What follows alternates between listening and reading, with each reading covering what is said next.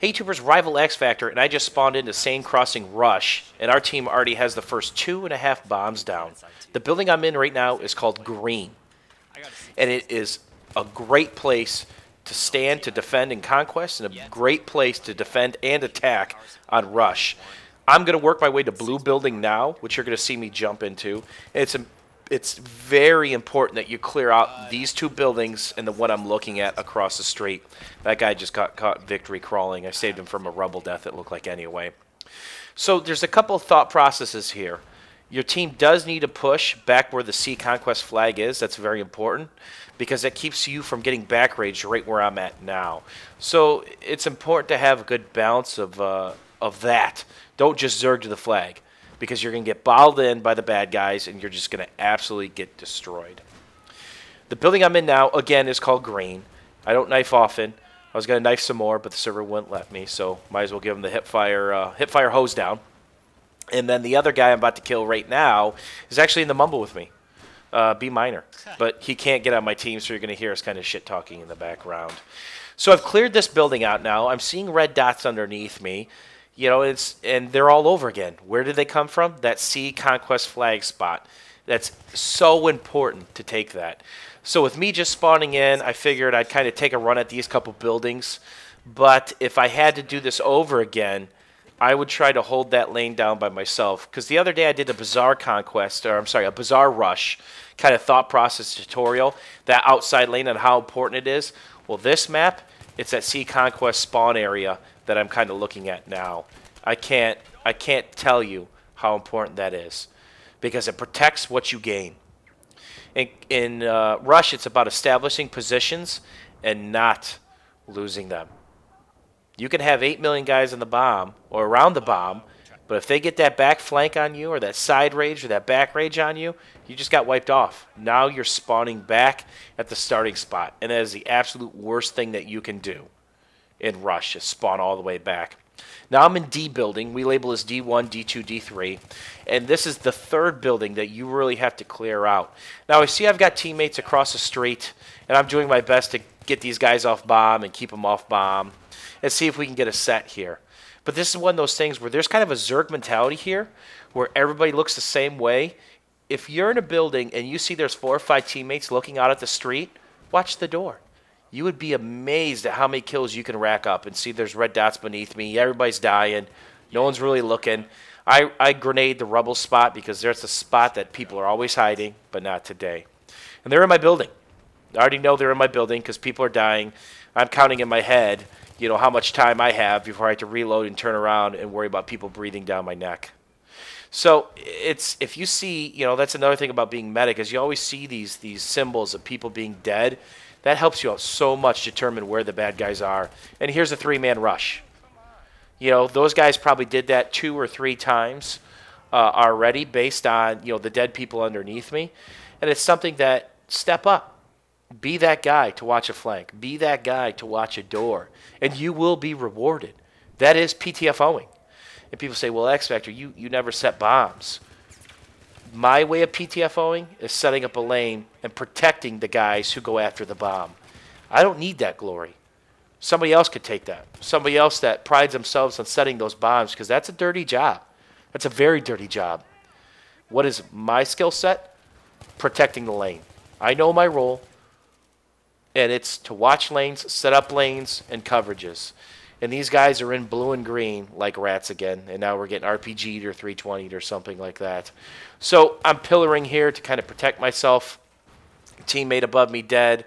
Watch the other guy heal him. And get rushed in the stairs again. So just by watching the door, I'm picking up 2-3 kills at a time. Making that KD climb through the roof. But again, it's the importance here is to establish this position and get those guys to stop rushing us. Get those lanes shut down. And if you looked at, you know, the worst case scenario here is we got blown off the map. So what do I do when we get blown off the map? I try to take the LAV and see if I can establish a position. We've got the bomb set.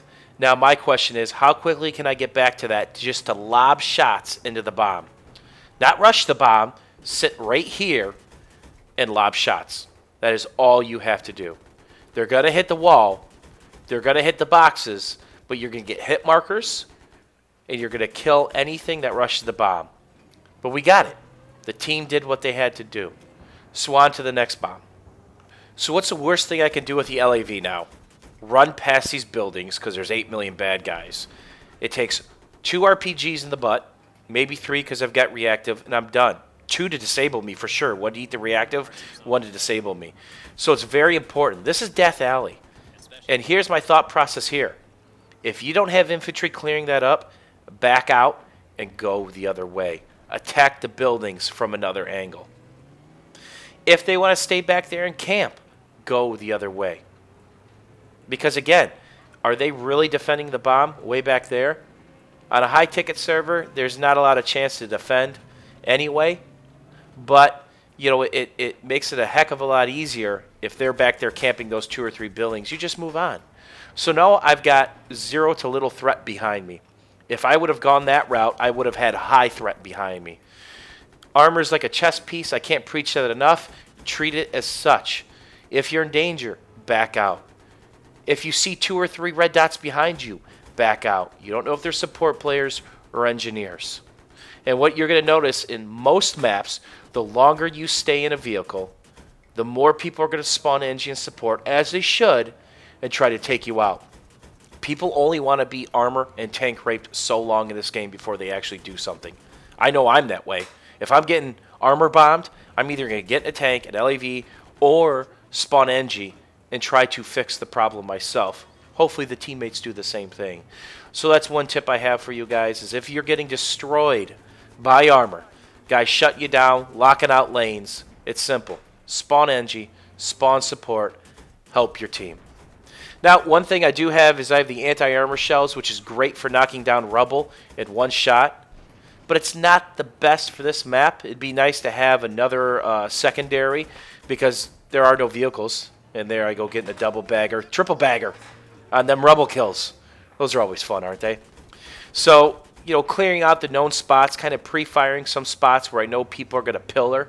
And think about when you're in the LAV or when you're playing infantry on defense, where do you stand?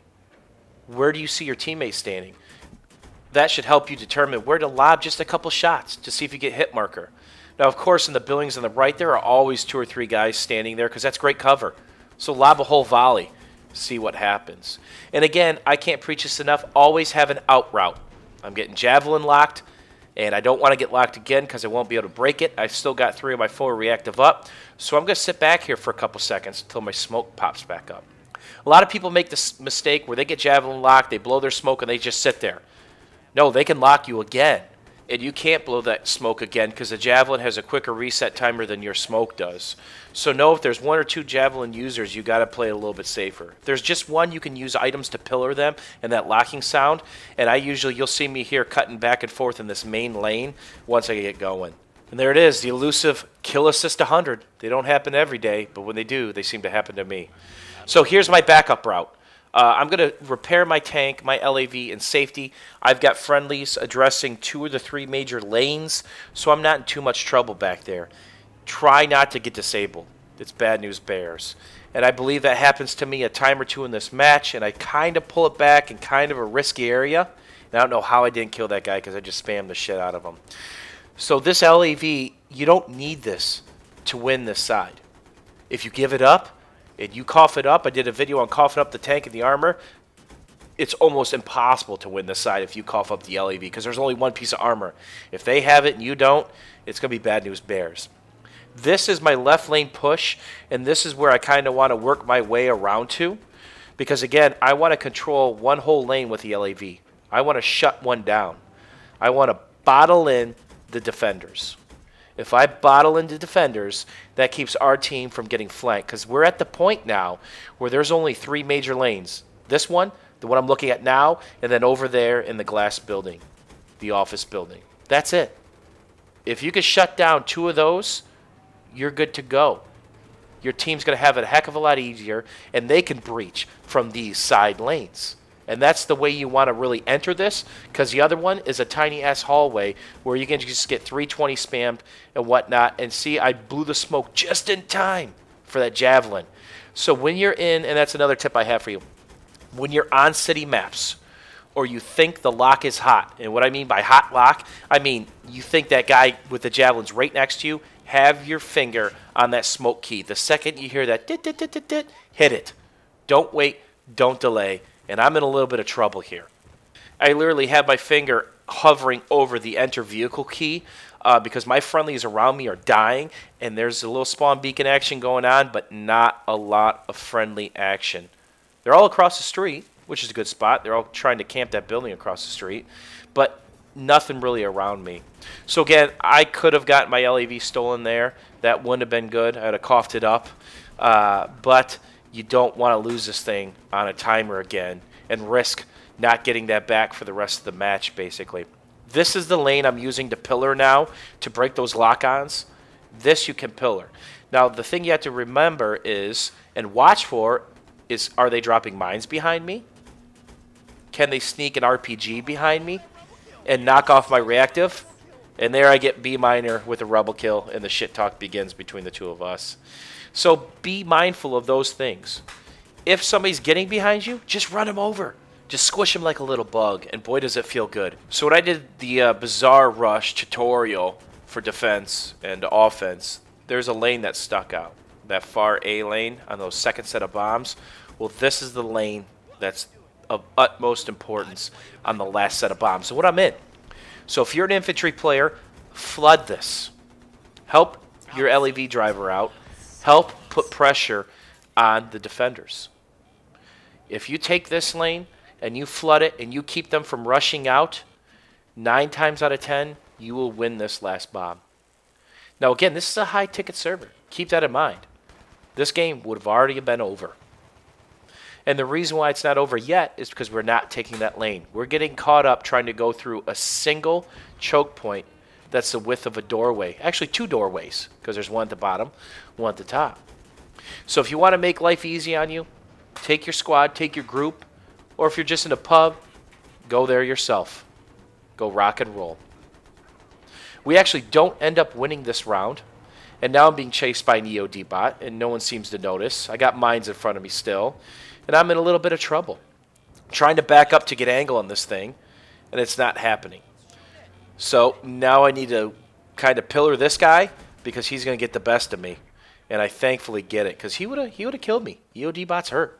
They buff the hell out of those things. And that's it for this tutorial. Long story short, we never set up that lane that I was in. We never pushed from that lane. Therefore, we got camped into one little corner of the map for the most part.